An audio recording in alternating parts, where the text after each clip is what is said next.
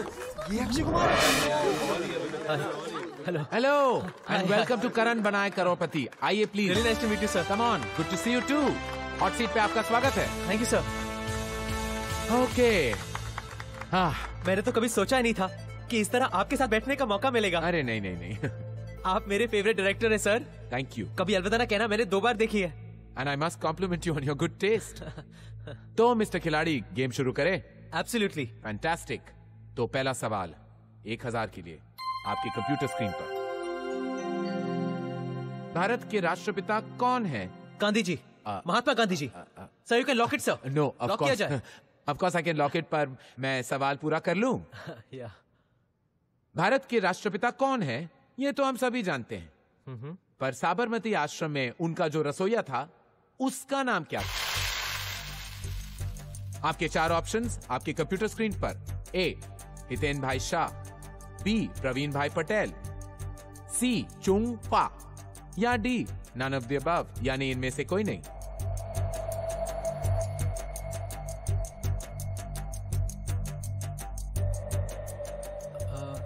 Sir ये सवाल 1000 रुपए के लिए है ना? जी बिल्कुल। क्यों? नहीं, बस मुझे लगा कहीं गलती से आखिरी सवाल पहले तो नहीं पूछ लिया। बड़ा अच्छा सेंस ऑफ ह्यूमर है आपका, पर सवाल तो यही है। मैं लाइफलाइन यूज करना चाहूंगा sir. I knew it. Show.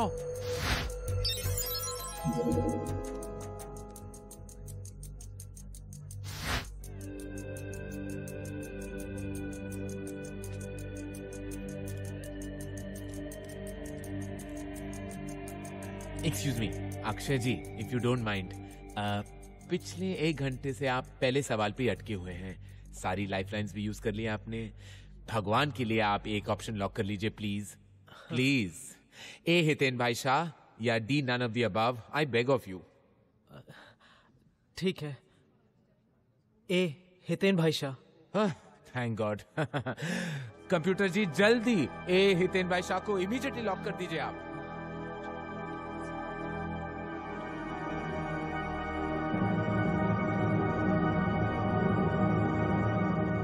गलत जवाब। सही जवाब है D none of the above. आपको जानना चाहिए था अक्षय जी कि गांधी जी अपने सारे काम खुद क्या करते थे। मेरे तो सपने में भी पैसे कमाने के वांदे हैं। नाम एक एक्शन हीरो का, लेकिन मैं रिएक्शन हीरो हूं। अंडरवर्ल्ड का तो मुझे पैदाइशी अट्रैक्शन है। मैं खुद तो हूँ फट्टू नंबर 1, लेकिन कॉलेज के टाइम से ही भाई लोगों के साथ उठना बैठना, फुकट का शाइनिंग करना और उनकी खबरें जमा करना मेरा पैशन था। वही पैशन आज भी फैशन में है, लेकिन मेरी नौकरी बनकर। एक ऐसी नौकरी जहाँ पर्सनालिटी में दहशत हो ना हो, आवाज में दहशत जरूर होनी चाहिए। और इस तरह एनकाउंटर स्पेशलिस्ट चावले ने चिकना अयूब को बीच सड़क पे गोलियों से भून दिया, और ये मुमकिन हुआ आप जैसे सतर्क दर्शकों की वजह से। So remember, together we can and we will make a difference. इसीलिए कहता हूँ, अगर चैन से सोना है तो जाग जाइए। मैं हूँ अक्षय कुमार और आप देख रहे हैं खलबली। ओके। अरे यार, अभी तू जरा साइड में आना, तेरे से अर्जेंट बात करनी है। आजा। अरे यार, वो मेरे पैसे का कुछ जुगाड़ हुआ क्या? डिफिकल्ट है यार, अमाउंट बड़ा है ना, सामने वाला गारंटी मांग रहा है। वैसे तुझे इतने पैसों की जरूरत? रवि, इट्स पर्सनल यार। कूल। अंडरवर्ल्ड ने मुझे नौकरी नहीं, छोकरी भी दी है।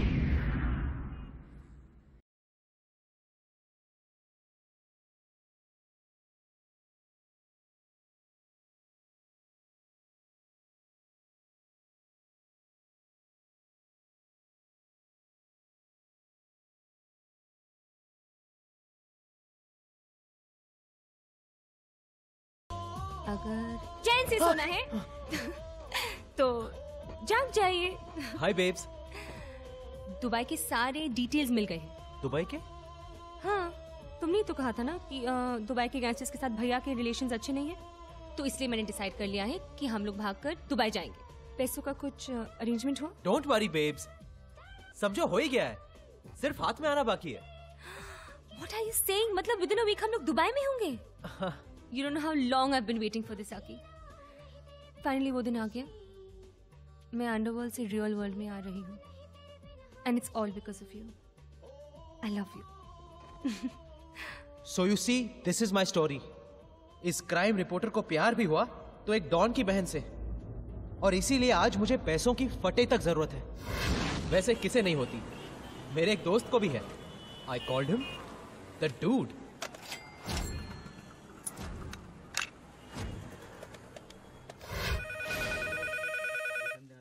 जी मैं रमाकांत जोशी बोल रहा हूँ। प्रकाश भाई फिर वही है। रहने दो ना यार, पागल है बुड्ढा, जाने दो। हाँ बोलो। ये 1970 में हगीज डायपर का क्या भाव था जी? 1970 में डायपर का भाव 60 पैसे था। 60 पैसे लिख लो और दोबारा फोन मत करो प्लीज यहाँ पे। जी 1978 में चौथी क्लास के बाल भारती किताब का भाव क्या था? यही ना, 3 रुपए 40 पैसे था। 340 लिख ले और फोन करके जान करना बंद कर दे। हेलो जी मैं रमाकांत जोशी बोल रहा हूँ। ये 1998 में बारात वाली घोड़ी का क्या भाव था? अरे बाबा 3000 था, 3000। घास मिला के ना? हाँ घास के साथ। और इसी के साथ retired accountant mister Ramakant Joshi alias dude ने अपने जीवन का सबसे बड़ा अकाउंट क्लोज कर दिया। लेकिन ये इतने डिटेल में किस चीज का अकाउंट लिखा है आपने? देखिए शिवड़े साहब, मेरे बेटे के पैदा होने से लेकर उसकी शादी तक जो भी पैसा मैंने उस पर खर्च किया है, उसका सारा हिसाब किताब इस फाइल में है। एंड मैं ये सारा पैसा अपने बेटे से वसूल करना चाहता हूँ। क्या? बेटे से? From your own son? आप उस अनग्रेटफुल रास्कल को जानते नहीं शिवड़े साहब। मेरा बेटा पुरुषोत्तम टीवी के डेली सोप की तरह है, हर दिन दुख दर्द और तकलीफ की गारंटी। जायदाद के लिए बेटे ने बाप का कत्ल किया। हेलो पापा। हाँ बाबा, मैं क्या सोच रहा था, आपके पास खाली वक्त रहता है तो मेरे साइड पे मेरे काम में हाथ क्यों नहीं बटाते हैं? मैन पावर भी कम है, आपका वक्त भी कटेगा और मुझे भी आपका एडवाइस मिलता रहेगा। कोई तो होना चाहिए जो मालिक की भी गलतियां निकाले। सुनिए, मैं साइड से जोगलेकर का फोन है, कह रहा है वॉचमैन नहीं आया। हाँ मालूम है मुझे, उसे कह दो मालूम है मुझे। अच्छा इसलिए तो मैं बाबा को कन्विंस। हेलो, वो आपको फोन करेंगे। सिविल इंजीनियर बनाया हराम को, आज अपनी खुद की बिल्डिंग बांध रहा है, लेकिन बाप के लिए दिल में 1 स्क्वायर फीट जगह नहीं है। बेटे की पढ़ाई में कोई कमी न रह जाए, इसीलिए उसकी माँ का इलाज एक प्राइवेट अस्पताल में नहीं करवाया मैंने।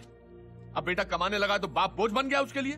देखिए Joshi ji, I can understand your feelings, but I am sorry, हम इस बेसिस पे कोई केस ही नहीं कर सकते, क्योंकि ऐसा कोई लॉ ही नहीं है जिसे। क्यों नहीं ऐसा कोई लॉ? अरे जब मरने के बाद बाप की जायदाद पर बेटे का हक होता है, तो जीते जी बेटे की कमाई पर बाप का हक क्यों नहीं हो सकता?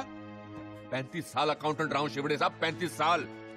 चाहे कुछ भी हो जाए, मेरे इस दुनिया से डेबिट होने से पहले मैं अपना पूरा क्रेडिट पुरुषोत्तम जोशी से वसूल करके ही रहूंगा, और वो भी सूद समेत। केस नहीं बन सकता। रिश्वतखोर वकील। वो अकाउंटेंट प्रधान आज भी अकेले ही बड़बड़ा रहा है। कैसा है तू? अरे मेरी तो लाइफ मेंबरशिप है यहाँ, वही चाल का प्रॉब्लम।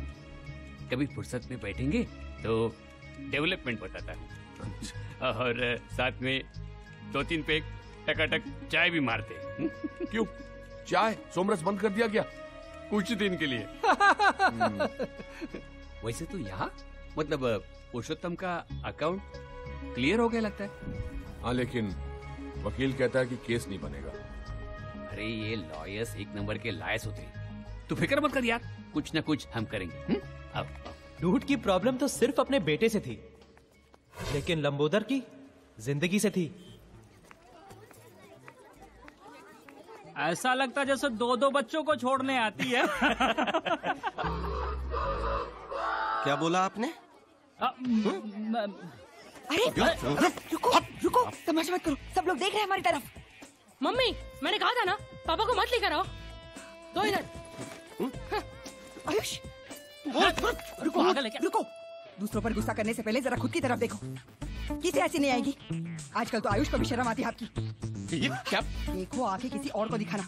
शुक्र मानो कि आज तक मैंने आयुष को नहीं बताया तुम काम क्या करते हो। जिस दिन जान जाएगा ना, जो बची कुछ इज्जत है आपके लिए वो भी चली जाएगी। तो ये है लंबोदर झा का छोटा परिवार, दुखी परिवार।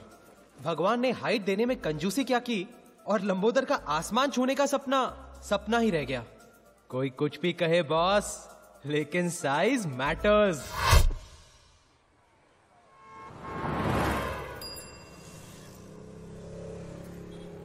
हेलो